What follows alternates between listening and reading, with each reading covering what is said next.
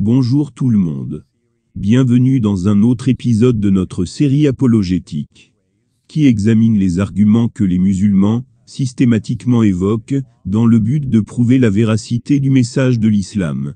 Que ce soit pour soutenir le message du Coran, ou pour soutenir Mohammed, affirmant qu'il y a des miracles, affirmant que le Coran est complet, et parfaitement préservé, et ainsi de suite. Aujourd'hui, nous allons parler d'un argument très particulier qui, pour certaines raisons, font que nos amis musulmans pensent que c'est le top des arguments, qui démontrent que le Coran est divin et inspiré de Dieu.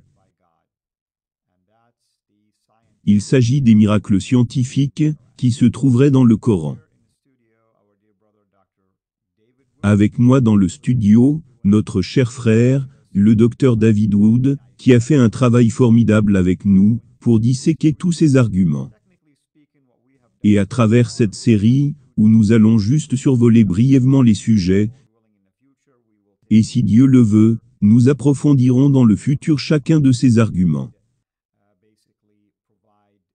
en y apportant davantage des outils et des raisonnements pour y répondre, notamment ceux que nous allons aborder aujourd'hui, les preuves scientifiques du Coran. Dr Wood, bienvenue. Merci. Cet argument, l'argument de l'exactitude scientifique, est le premier argument auquel j'ai été confronté, avec un musulman à l'époque où j'avais une belle forme. On allait soulever des poids, ce genre de choses. J'avais un ami musulman, c'était même avant Nabil. Nous étions partenaires en salle de musculation. On se motivait l'un et l'autre. Et un jour il m'a dit qu'il voulait me montrer une vidéo.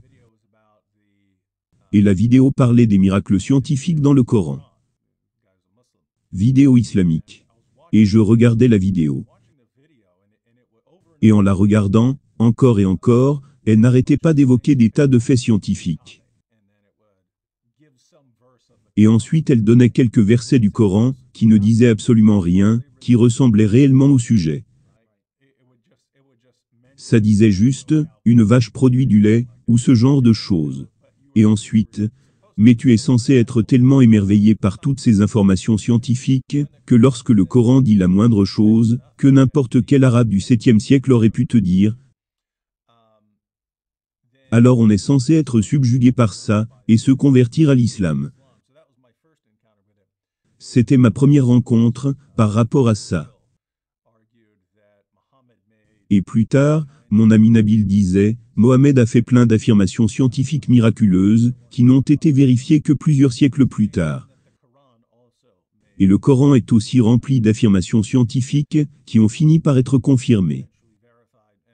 Et ce qui est incroyable, c'est que les musulmans ne lisent quasiment jamais les passages dont ils parlent.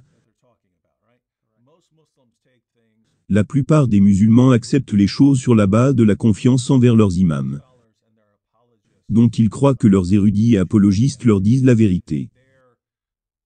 Ils sont persuadés que leurs imams leur ont dit la vérité. Alors qu'en fait, ils n'ont jamais vu de véritables preuves. Ils n'ont jamais vu les véritables preuves scientifiques. Mais ils croient que d'autres personnes les ont, et ils ont confiance dans ces personnes. Moi, je suis très différent. Dès que quelqu'un me dit quelque chose, je veux aller vérifier.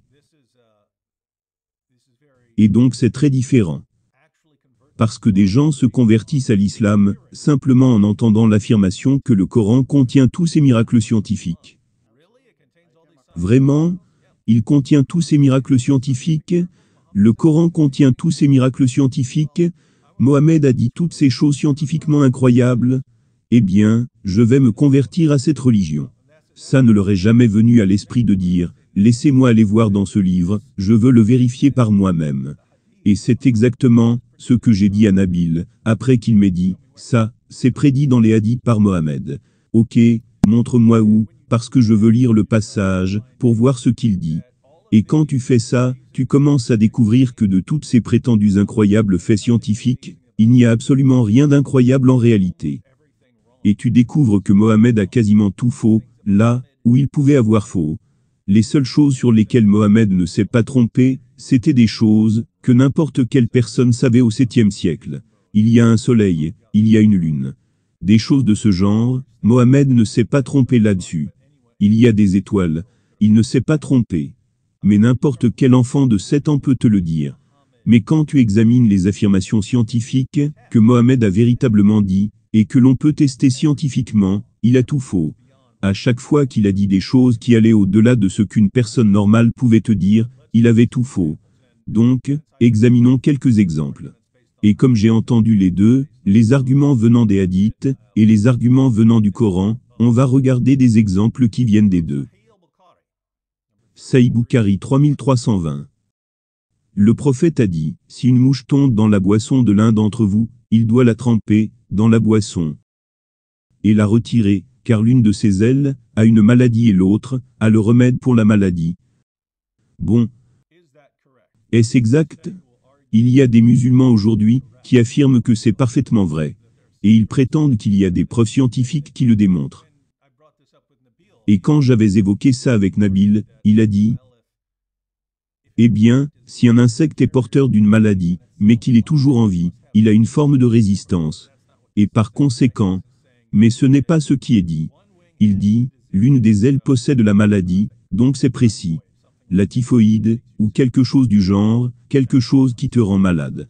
La salmonellose, des choses de ce genre. Des choses comme ça. Parce que les mouches mangent de vilaines choses, et donc elles transportent les maladies. Elles ont les bactéries sur leurs pattes, car elles pataugent dans la saleté, et ensuite elles viennent dans ta nourriture, et transfèrent donc ces bactéries dans ta nourriture. La plupart du temps, ton corps peut le supporter. Ton corps a un bon système immunitaire. Mais parfois tu tombes malade. C'est pour ça que les gens essaient de tenir les mouches à l'écart des cuisines, des restaurants, etc. Mais Mohammed affirme que l'une des ailes de la mouche possède la maladie, la typhoïde par exemple. Et l'autre elle possède le remède. Vous savez quoi? On peut tester ça très rapidement. On peut faire le test, prendre une mouche, vérifier si une aile a la maladie, et l'autre a le remède. Ou même si tu veux interpréter, en donnant un peu de liberté dans l'interprétation. Certaines parties de la mouche doivent avoir la maladie, et une autre doit avoir le remède. Et donc si une mouche atterrit dans ta nourriture, ou dans ta boisson, tu ne dois pas l'enlever, et vider ton verre. Tu dois en réalité enfoncer encore plus la mouche dedans. Plonge-la totalement dans ta nourriture, car c'est comme ça que tu obtiendras son remède. Et Nabil m'a dit qu'il avait fait ça, car sa grand-mère lui avait dit de le faire. Et donc est-ce vrai? Non, ce n'est pas vrai. Et toute tentative visant à justifier ça est absolument ridicule. Aucune personne qui, aucun professionnel de la santé ne te dira, oui, vas-y, enfonce des mouches dans ta nourriture, afin d'avoir tous les remèdes aux maladies qu'elles transportent. Si c'était le cas, on aurait le remède à beaucoup de maladies. N'importe quelle maladie que transportent les mouches. Non, aucune personne évoluant dans le milieu de la santé, et ayant fait un minimum d'études, les médecins, les infirmières, n'importe qui, personne ne dirait ça, sauf si elle cherche à défendre l'affirmation de Mohammed. Donc on a vu que Mohammed a affirmé une chose concernant la science, que l'on peut maintenant tester, que l'on peut tester des siècles plus tard, et il s'avère que c'est faux. Et si tu suis les conseils de Mohammed ici, tu finiras par tomber très malade.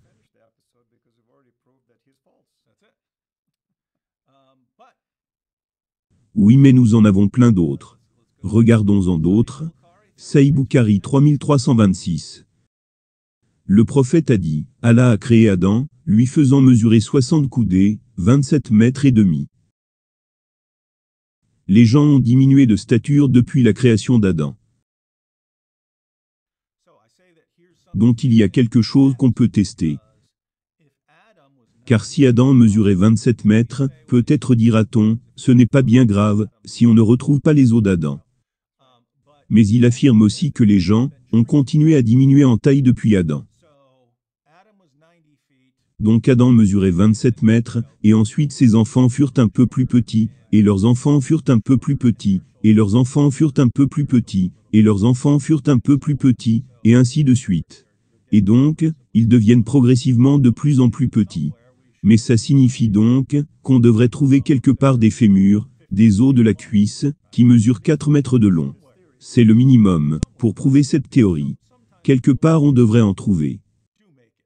Car parfois les os perdurent. On découvre des os, et on n'a jamais découvert ça. Donc si Mohamed a raison, alors les gens ont continué à raccourcir depuis l'époque d'Adam. Et donc si on remonte dans le temps, on devrait être de plus en plus grand. Exactement. Lorsqu'on découvre des ossements de gens vieux de 2000 ou 3000 ans, ils devraient être plus grands. Tout à fait. Mais ce n'est pas le cas. Et d'ailleurs ils devraient être vraiment plus grands, car il s'agit de remonter jusqu'à 27 mètres en arrivant à l'époque d'Adam. Et donc ça, c'est une autre affirmation faite par Mohamed qu'on peut finalement tester grâce à l'archéologie, etc. Et au final, on découvre que la science ne le confirme pas.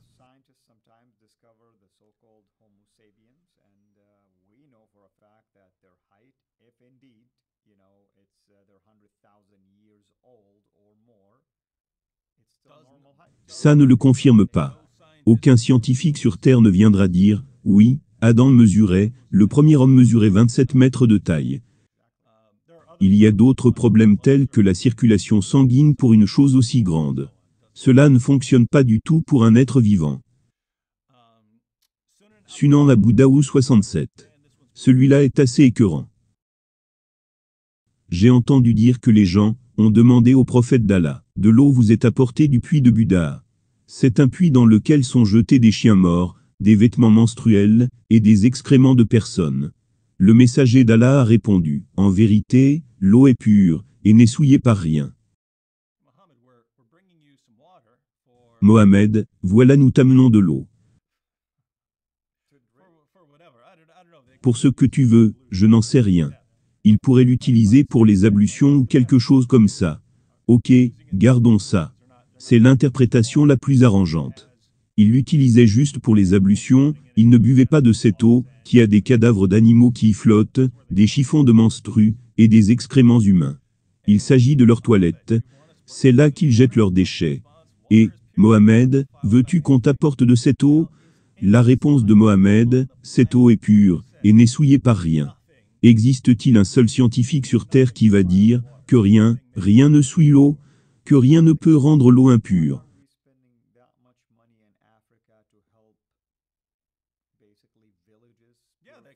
Tout à fait. Il leur suffirait d'écouter les paroles de Mohamed, et ils comprendront que rien ne peut rendre l'eau impure. Donc ici encore, si tu prends au sérieux les paroles de Mohamed, tu finiras malade. Et tu mourras. Ce n'est pas juste, et on s'est peut-être trompé, on ne sait pas. Tu vas mourir si tu suis les préceptes de cet individu. Heureusement, la majorité des musulmans ne le suivent pas. Ils savent, ils comprennent mieux que leurs prophètes. Pas la peine, car l'eau n'est souillée par rien. Donc tu peux aller prendre directement de l'eau acide, et ça fera parfaitement l'affaire.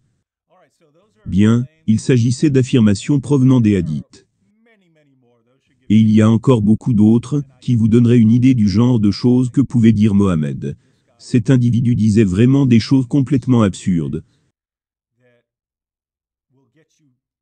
qui vous tueraient, si en fait vous les suivez. Et c'est le genre d'affirmation que nous pouvons vérifier. Et il s'avère que c'est totalement ridicule.